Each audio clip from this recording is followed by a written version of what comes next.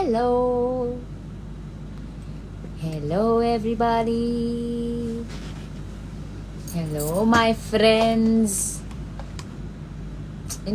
शिव जी की चर्चा या शिव कीर्तन या भजन, जब हम भगवान की बात करें उस समय अगर भजन आए या भगवान से रिलेटेड गीत आते हैं तो मज़ा आता है. उसके अलावा जब इधर उधर के गाने आने लगते हैं वो थोड़ा सा अजीब लगता है. तो मैं बहुत खुश हूँ और थैंकफुल हूँ कि इतना प्यारा गाना जो कि मेरा बहुत फेवरेट हो गया है. अब मैं खुद ही दिन भर में 10-20 बार सुनती हूँ. सच बता रही हूँ, मुझे बहुत मज़ा आता है और खूब झूमने का मन करता है.